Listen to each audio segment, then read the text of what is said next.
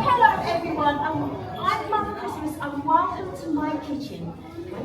As you can see, we are also very excited to be meeting a very special small folk who helped whittle, wish and conquer Save Christmas. Thank you for coming to see us too, everyone.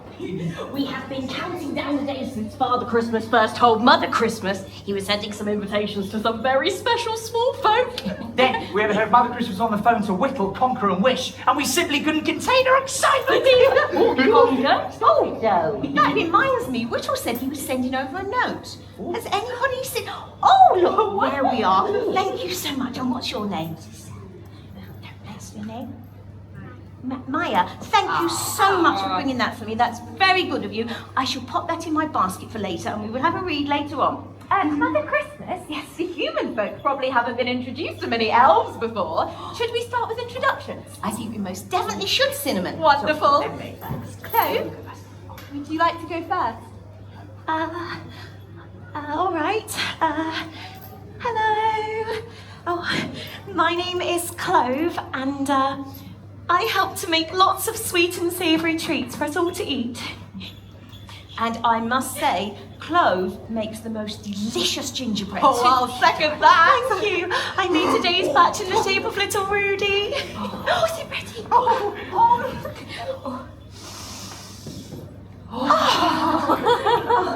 Cinnamon, would you pop these with the others, please? Of course, Mother Christmas. Thank you. Now, where were we with those introductions? Oh, me, Mother Christmas, me!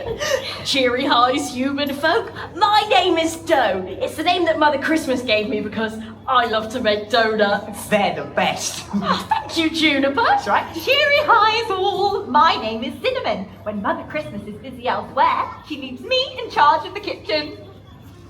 And my name is Juniper. I like to bake cakes. Chocolatey cakes, fruity cakes, carroty cakes, broccoli cakes. Anything that bakes, really.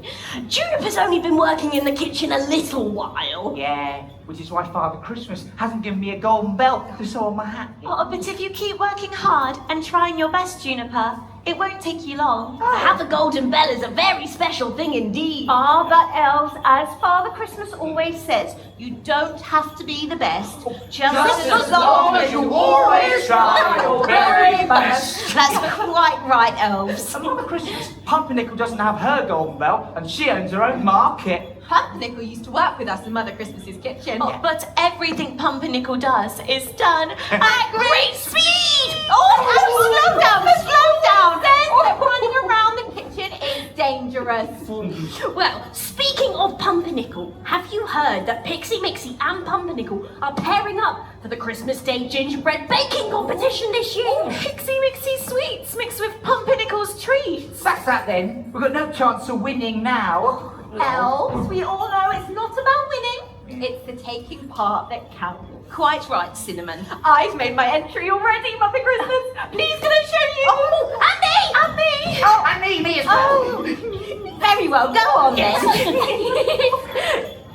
Are we all ready? Ready? Ta-da! Taddy!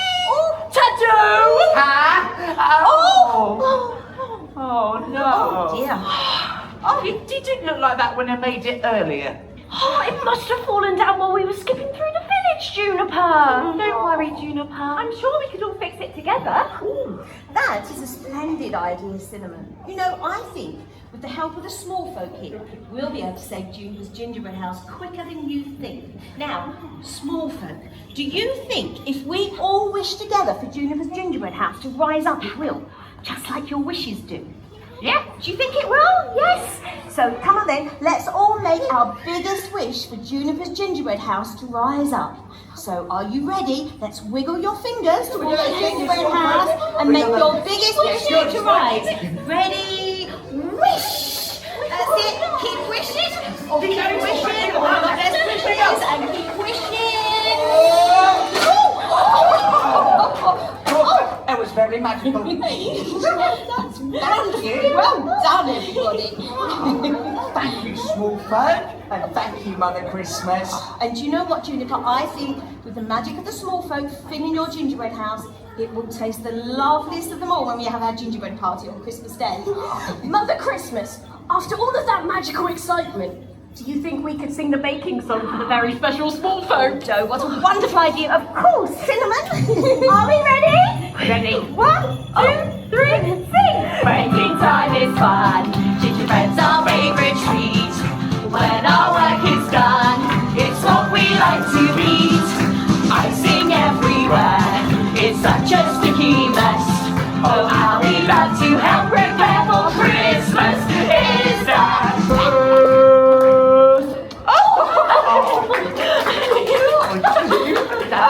Joe, your happy singing always makes me smile. But do you know what? Now, I think it's time to begin decorating. Yes, please, Mother Christmas! Mother Christmas, may I make a suggestion, please? Yes, Could we Juniper? possibly decorate the little Rudy gingerbread Clove made earlier? I don't know if they've cooled down yet, Juniper. Oh, they would be perfect, Clove. I'll place the final few in a pouch with the decorating equipment Mother Christmas gave me. Oh, come on, Clove. I'll show you where I put them. Come on. Juniper, Oh, yes, Mother Christmas. do you know what? That was a wonderful suggestion. Oh. And I don't think it would be long until you earn your golden bell. Now, small folk, when you receive your little Rudy gingerbread, you'll see that it comes along with an icing pen that was cleverly crafted by Whittle. Oh, don't forget his glowing red nose. That's right, Juniper. And I've also added a beautiful piece of ribbon made specially by Bauble for you to hang them on your trees. Or you could just eat it now. Oh, and make sure you have your elf passports out and open on Mother Christmas's kitchen page. We will come round and pop a stamp in there for you. That's right, and don't forget to listen out for the Storytime bell. Oh, yeah. When you hear that, it means it's time to settle down and listen to a lovely story about a very special elf. Oh, I can't wait to see what elf story it will be today. So come along then, elves. Are we ready? Yes, Mother Christmas. Well then, Let's get decorating!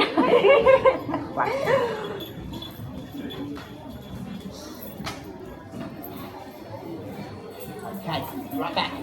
Hope you're good at decorating. oh, clove. Cinnamon. Any more?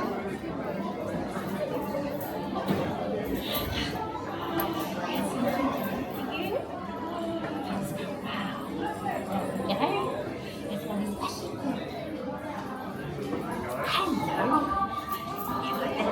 They're so tasty. Now, where are your passports?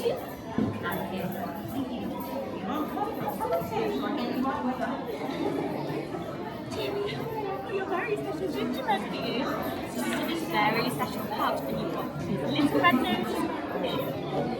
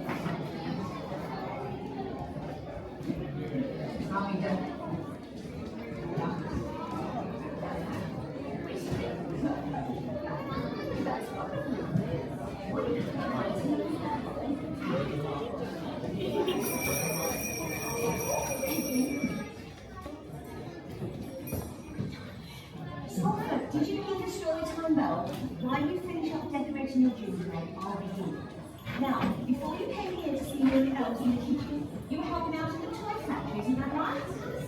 And there, we met a very special elf named Whitmoor. Well, the story I'm about to tell you today is all about Whitmoor and why he's such a very special elf here in Lapland. Are you ready, elves? Ready? Yes, sir.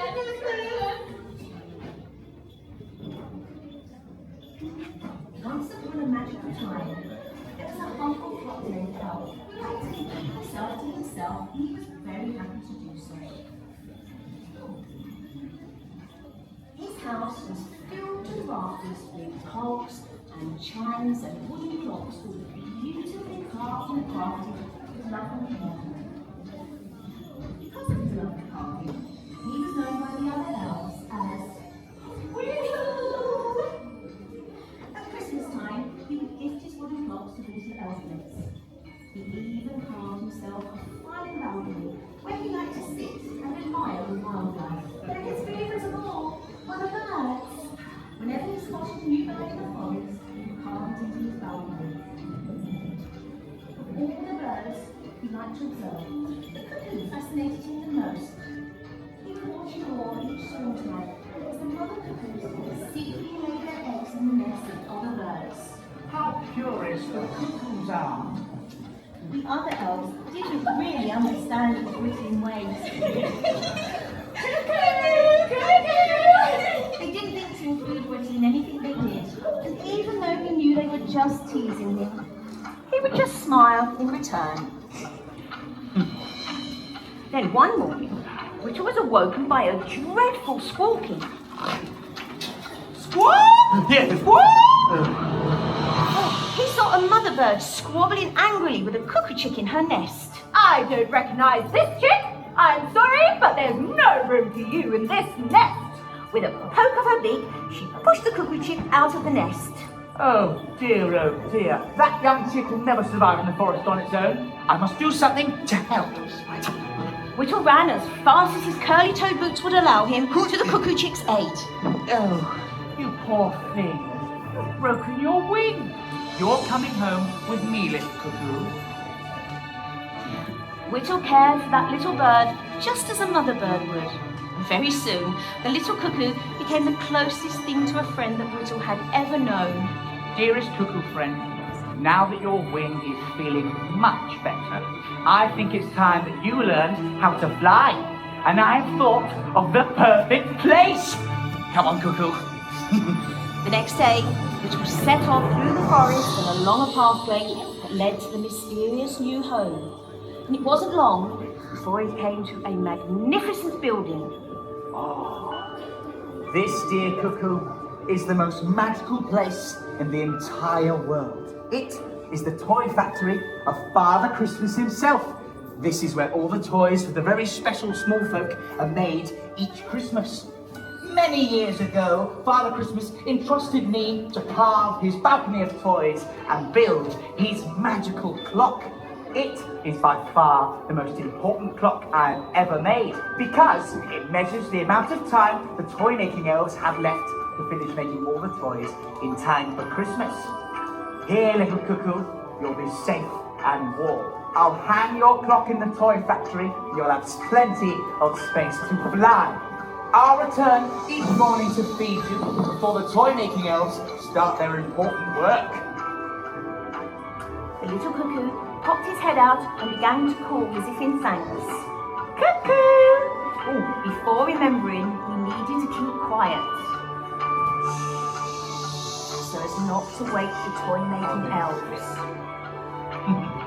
Every day, from autumn through to winter, Whittle kept his promise to the little bird, bringing food and fresh water every morning while the rest of the village slept.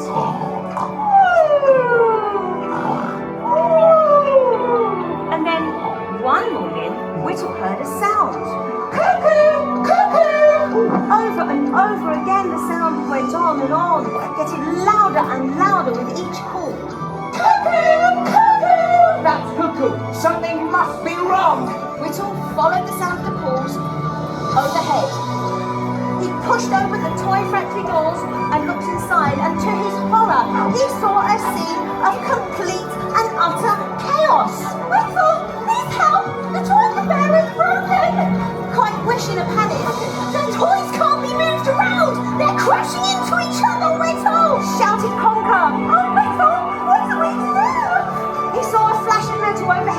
saw immediately what was wrong. He reached up to change the broken cogwheel, and with a twist and a click, it was in place. The machine gave an almighty groan, and it rumbled into action, once again moving the toys on their way. Everyone! The toys can be finished in time for Christmas!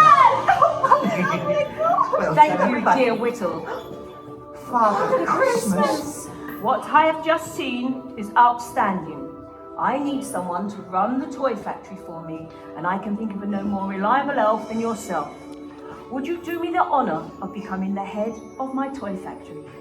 Oh, Father Christmas, I would be honoured, especially if my dear cuckoo friend could stay here with me and sing to his heart's content. And from that day to this, Whittle has been the head of Father Christmas's toy factory, making sure that everything runs like clockwork. The very first cuckoo clock still hangs proudly in the rafters as a reminder of that very special friendship. And that, small folk, is the tale of Whittle. Such wonderful storytelling, elves. Oh, now that reminds me, I've got that note that was given to me from Whittle. I'll read that now. I hope it's about me. Wonder what it says. So excited. Dear Mother Christmas, the small folk have been so very helpful saving Christmas that I think we should ask Father Christmas to... Oh, what else did you see? What? I shan't read out the rest, I don't want to spoil the surprise, but I think you're going to be very happy when you meet Father Christmas later on. Oh, I do need to speak to Father Christmas. We seem to be running very short on gingerbread. So, elves, I trust you to move the human folk onto the elven village very shortly. Yes, Father Christmas! Ah, it's been so wonderful meeting you all. Thank you so much for helping us save Christmas. And I wish you all a very, very Merry Christmas. Cheery bye! Cheery bye, Father Christmas! Thank you all for coming to see us in Mother Christmas's kitchen today. Have you had fun? Wonderful. Now, for the small folk, please listen really carefully to our important instructions. Very soon, Magnus will show you the way to the Elven Village! See any of our elven friends around? Don't be afraid to say cheery highs. And if you happen to see Coco again today, make sure to tell him that Juniper says hello. Big folk, please do take note of the time on the back of your passport. That is the time to continue your journey along the little Ruby Trail. Oh, and remember, if you get lost today, the meeting place is Elmer's Post Office. Where do we meet if we get lost? Elmer's Post Office. Well then, I think there's only one last thing for us